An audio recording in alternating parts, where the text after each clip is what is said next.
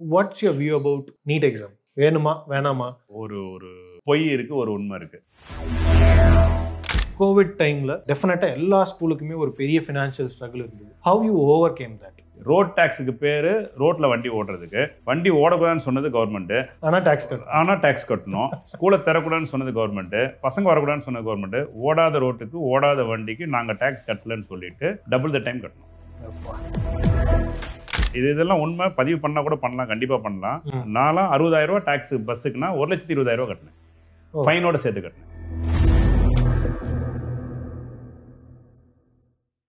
What's your view about NEET exam?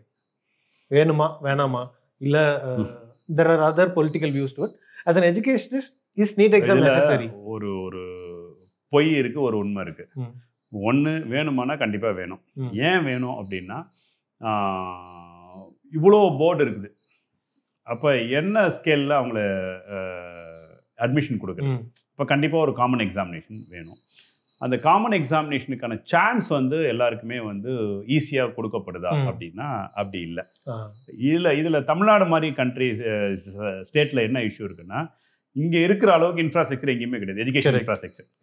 Okay, இங்கே government காலேஜஸே டிஸ்ட்ரிக்ட்டுக்கு ஒன்று இருக்கு. ஓகே, இப்போ வரை கவர்மெண்ட் காலேஜஸ் ஒரு 40 to 43 காலேஜஸ் இருக்கு. ஓகே, அது இல்லாமல் ப்ரைவேட் காலேஜஸ் 1 or 2 இருக்கு. ஏறக்குறைய தமிழ்நாட்டில் மட்டுமே ஒரு 70 மெடிக்கல் காலேஜ் வந்து இருக்கு. இது எங்கேயுமே கிடையாது.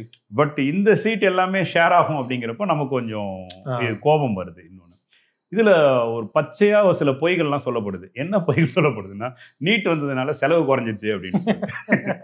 அப்படி ஒரு விஷயம்லாம் வந்து கிடையாது. நம்மளுடைய மாடலே பார்த்தீங்கன்னா நிறைய செலவாகிற மாதிரியான ஒரு மாடல் தான்.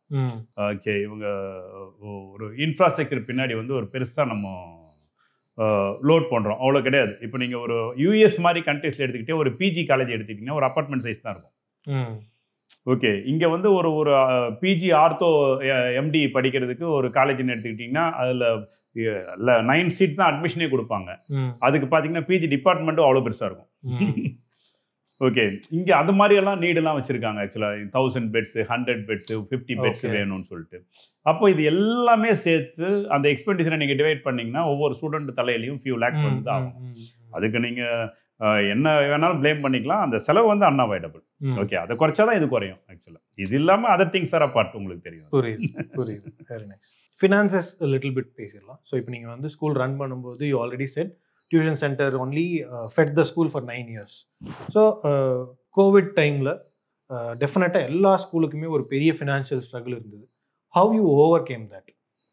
கோவிட் டைமில் எல்லாருக்குமே ஒரு இஷ்யூனா இந்த மாதிரி, அதாவது ஒரு சிட்டியும் இல்லை வில்லேஜும் இல்லைன்னு வச்சுக்கோங்களேன். வில்லேஜ்னா 0 ஆகிடுச்சு அந்த ஸ்கூலு. சப்பர்பில் இருக்கிற ஸ்கூலு ஓரளவு சஸ்டெயின் ஆயிடுச்சு. சஸ்டெயின் ஆகிறதுக்கு அந்த ஸ்கூல் ஏதாவது ஒரு ஜஸ்டிஃபை பண்ணிட்டு தான் சஸ்டெயின் ஆகிருக்கும். நம்ம ஸ்கூல்லாம் அது மாதிரி தான். ஆக்சுவலாக இங்கே இருக்கிற ஃபீஸ் மாடல்லாம் அந்த கரெக்டாக அந்த எக்ஸாமுக்கு முன்னாடி பே பண்ணுவாங்க, அது மாதிரி மாடல் தான். ஸோ எக்ஸாம் கேன்சலுங்கிறப்போ அந்த மாதிரி ஃபீஸ்லாம் வரல. ரெண்டாவது, பேரண்ட்ஸ்க்கான பேயிங் கெப்பாசிட்டி இல்லை. அது இப்போதான் ஏறக்குறைய இப்போதான் ரெக்கவர் ஆயிருக்கும் அப்படிதான் சொல்ல முடியும். அந்த ரெக்கவரிங் ஏஜ் வந்து அவ்வளோ டைம். ஆமாம் ஆமாம். சிட்டி சைடு கொஞ்சம் ஈஸியாக ரெக்கவர் ஆகிட்டாங்க. ஓகே, அது மாதிரி அவங்களுக்கான இன்ஃப்ராஸ்ட்ரக்சர் இதெல்லாம் இருந்திருக்கும். அது மாதிரி இங்கே பார்த்தீங்கன்னா what we did justification for those times அப்படின்னு எடுத்துக்கிட்டோன்னா, நாங்கள் நிறைய இனோவேட்டிவாக சின்ன சின்ன ஐடியாஸ் சொன்னோம். பேரண்ட்ஸை தொடர்ந்து கனெக்ட் பண்ணிக்கிட்டே இருந்தோம்னா, ஒன்று ஆன்லைன் தான் பண்ண முடியும். ஆன்லைனில் என்னென்னலாம் டிஃப்ரெண்ட்டாக பண்ண முடியும் பண்ணிகிட்டு இருந்தோம். ஒன்று, கிளாஸ் ஹவர்ஸ் நாங்கள் 2 hours மேலே வைக்கல. காலை மார்னிங்லேருந்து ஈவினிங் வரையெல்லாம் வைக்கல. ஃபீஸும் பார்த்தீங்கன்னா ஒரு 2,000 rupees per month அது மாதிரி ஈஸி ஆக்கிட்டோம். மொத்தமாக கட்டணுங்கிறதெல்லாம் தூக்கிட்டு அந்த மாதிரி ஆக்கிட்டோம். இது இல்லாமல் ஃபீஸ் இல்லாமல் இந்த ஸ்கூல் மாடலில் சில விஷயங்களை கொண்டு வந்தோம். என்ன மாதிரினா, மேஜிக் ஷோ ஒன்று போகும், ஃபன் ஒன்று போகும், ஸ்டூடெண்ட்டோட டேலண்ட்டை ஷோ இன்ட்ராக்ஷன் இருக்கும். ஆன்லைன் எஜுகேஷனை பற்றி கிளாரிட்டி இருக்கும். அதில் ஒரு பட்டிமன்ற மாதிரி டிபேட் ஏதாவது நடத்துவோம் ஆன்லைனில். இது மாதிரி ஏதாவது ஒன்று பண்ணிகிட்டே இருப்போம். எவ்ரி தேர்ஸ்டே ஈவினிங் வந்து ஸ்ப்ரெட் பாசிட்டிவிட்டி சீரிஸ்னு போட்டோம். ஸ்ப்ரெட் பாசிட்டிவிட்டி சீரிஸ் போட்டு அது ஒரு 50 weeks வரையும் போச்சு. அதில் பார்த்தீங்கன்னா வெறும் ஃபன்னு தான். 3 விஷயம் பண்ணக்கூடாது. Ground rule. ஒன்று பார்த்தீங்கன்னா, ஸ்கூலை பற்றி பேசக்கூடாது, படிப்பை பற்றி பேசக்கூடாது. செகண்டு, ஃபீஸை பற்றி பேசக்கூடாது. தேர்டு, கோவிட் பற்றி பேசக்கூடாது. ஸோ இதை பற்றி பேசாமல் வேறு எதை பற்றி வேணாலும் பேசு அப்படின்ட்டு. அதில் பார்த்தீங்கன்னா ஏதாவது டாபிக் எடுத்துக்குவோம். ஆடலாம் பாடலாம்னு எடுத்துக்குவோம். ஒரே ஆட்டம் பாட்டமாக இருக்கும். பாட்டி சொன்ன கதைகள்னு எடுத்துக்குவோம். பார்த்தீங்கன்னா அந்த 25 minutes 30 minutes ஒரு சீரியல் மாதிரி இருக்கும். எல்லாருமே ஆன்லைன்ல உட்காருவாங்க, ஃபேமிலியா உட்காருவாங்க, தாத்தா பாட்டி உட்கார்ந்தாங்கன்னா அவங்க கதைகளை சொல்லுவாங்க, எல்லாருமே கேட்போம். ஸோ இது மாதிரி வந்து இருக்கும் ஆக்சுவலா. அதுல அந்த 25th வீக்லாம் நல்லாவே கிராண்டா செலிப்ரேட் பண்ணுவோம். அதுல பர்த்டே இருந்தா எல்லாருக்கும் சேர்த்து செலிப்ரேட் பண்ணுவோம்.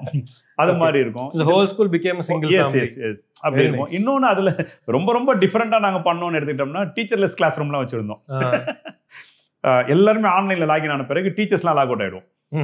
ஒரு 20 மினிட்ஸ் பசங்க வந்து ஈஸியா அவங்களுக்குள்ள என்ன வேணாலும் சொல்லி பேசிக்கலாம். இந்த படம் பாத்தியாடா, ஓடிடில வந்தா வரலையா, இது மாதிரிலாம் அவங்களுக்குள்ள இன்டராக்ட் பண்ணணும்னு நினைச்சாங்கன்னா அவங்க இன்டராக்ட் பண்ணிக்கலாம். எப்படி டீச்சர் இல்லாம அந்த 5 மினிட்ஸ் டெய்லி கிடைக்கும் பாத்தீங்களா ஒரு பீரியட், அதுல எப்படி என்ஜாய் பண்ணுவாங்க, அந்த என்ஜாய்மெண்ட்டை மிஸ் பண்ணிடக்கூடாது. அது கூட நாங்க ப்ரொவிஷன் வச்சிருந்தோம். Very nice. So இப்போ இப்படி கண்டினியூஸா you have been connecting to parents, but parallelly you need to take care of all the fixed expenses. டீச்சர்ஸ்க்கு சேலரில இருந்து எல்லாமே பண்ணணும். ஸோ அப்போ அந்த டைம்ல எடுத்த ஃபினான்ஷியல் நீட் தான் இந்த 4 years ஆயிருக்கு ரெக்வயர் ஆகிறதுக்கு. ஸோ நிறைய ஸ்கூல்ஸ் ஆனால் கோவிட்ல நாங்கள் பார்த்த வரைக்கும் நிறைய சின்ன single schools are closed or been acquired by brands, இந்த மாதிரி நிறைய நடந்தது. உங்களுக்கு அந்த மாதிரி பார்க்கும்போது அதை பற்றின உங்களோட வியூ என்னது? இது ஃபீலிங்காக இருந்ததா, இல்லை இப்படி ஆயிடுச்சுன்ற மாதிரி இருந்ததா, இல்லை எல்லாருக்கும் நடக்கிறதா இட்ஸ் அன் அன்அவாய்டபிள் சேஞ்ச், எப்படி இருந்தது? ஹவ் வாஸ் யுவர் இது? ஒன்று எப்படின்னு பார்த்தீங்கன்னா அதில் கொஞ்சம் மிக்ஸ்டு வியூஸ் தான் அதில் இருக்கும் ஆக்சுவலாக. ஒன்று இன்ஃப்ராஸ்ட்ரக்சர் இல்லாதவங்க வர முடியல, அது ஒன்று.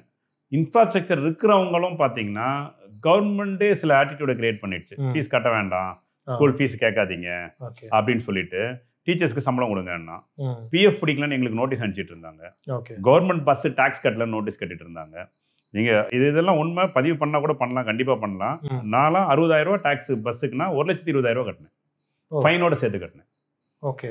ரோட் டாக்ஸுக்கு பேர் ரோட்டில் வண்டி ஓடுறதுக்கு, வண்டி ஓடக்கூடாதுன்னு சொன்னது கவர்மெண்ட்டு, ஆனால் டேக்ஸ் கட்டணும். ஸ்கூலை தரக்கூடாதுன்னு சொன்னது கவர்மெண்ட்டு, பசங்க வரக்கூடாதுன்னு சொன்னது கவர்மெண்ட்டு. ஓடாத ரோட்டுக்கு ஓடாத வண்டிக்கு நாங்கள் டேக்ஸ் கட்டலன்னு சொல்லிட்டு டபுள் த டைம் கட்டணும். ஸோ இது எல்லாமே வந்து நடந்தது. இந்த விஷயத்தை எப்படி எல்லா ஸ்கூலாலையும் மேனேஜ் பண்ண முடியும்? கரெக்ட். ஓகே, கரண்ட் பில்லு கட்டலன்னா ஃபீஸ் பிடிக்கிட்டு போயிடுவேன், எக்ஸாம் ஃபீஸ் கட்டலன்னா பையனுக்கு எக்ஸாமுக்கு அனுப்பணும். கவர்மெண்ட் ஸ்கூலில் எக்ஸாம் கட்டலன்னா எக்ஸாம் ஃபீஸ் கட்டலன்னா கூட போக முடியாது. ஆனால் ப்ரைவேட் ஸ்கூலில் டிசி தேவையில்லை, ஃபீஸு தேவையில்லை, இதெல்லாம் கவர்மெண்ட் சொல்லிக்கிட்டே இருக்கு. இதெல்லாம் வந்து கண்டிப்பாக கண்டிக்கத்தக்கது. இன்னொன்று, கவர்மெண்டோட ஆங்கிள் வந்து இதில் மாறணும். என்ன மாதிரி மாறணும் அப்படின்னு கேட்டிங்கன்னா, இன்னைக்கு ஏறக்குறைய மோர் தென் 50% கான்ட்ரிபியூஷன் ஃப்ரம் ப்ரைவேட் பிளேயர்ஸ். இந்தியாவை எடுத்துக்கிட்டிங்கன்னா, தமிழ்நாடு எடுத்துக்கிட்டிங்கன்னா அந்த அளவுக்கு வந்துடுச்சு. தமிழ்நாட்டில் ஈவன் தோ நிறைய ஸ்கூல்ஸ் இருந்தாலும் ப்ரைவேட் பிளேயர்ஸ் இருக்குது. ஆனால் பாலிசி எடுக்கிறதுலேருந்து முடிவு எடுக்கிறதுலேருந்து எல்லாமே கவர்மெண்ட் ஸ்கூல் ஸ்டூடெண்ட்டை பேஸ் பண்ணி தான் எடுத்துகிட்டு இருக்காங்க. It is wrong actually. இதில் இந்த டிசிஷன் மேக்கிங்கில் ப்ரைவேட் பிளேயர்ஸை நிறைய பேர் இன்வால்வ் பண்ணணும். ஏன்னா ஒரு 52% ஆஃப் ஸ்டாக் வந்து எங்கிட்ட இருக்கு. ஓகே, இப்போ இந்த பேரண்டோட மனநிலை, இந்த பேரண்டோட தேவை, இந்த குழந்தைகளோட தேவை, இதையும் சேர்த்து அட்ரஸ் பண்ணணும். ஒன்லி கவர்மெண்ட் ஸ்கூல் ஸ்டூடெண்ட்ஸ் மட்டும் மனசில் வச்சுக்கூடாது. இந்த விஷயம் கவர்மெண்ட் கைவிட்டதுனால அந்த நேரத்தில் நிறைய சின்ன சின்ன ஸ்கூல்ஸ்க்குலாம் வந்து அடிபட்டது. இன்னைக்கு சாதாரணமாகவே அது ஒரு ப்ராக்டிஸ் ஆயிடுச்சு. ஓகே. ஸோ அந்த இன்ஃப்ராஸ்ட்ரக்சர், அந்த பேக்கிங் இல்லாதவங்களால சஸ்டெயின் பண்ண முடியும்.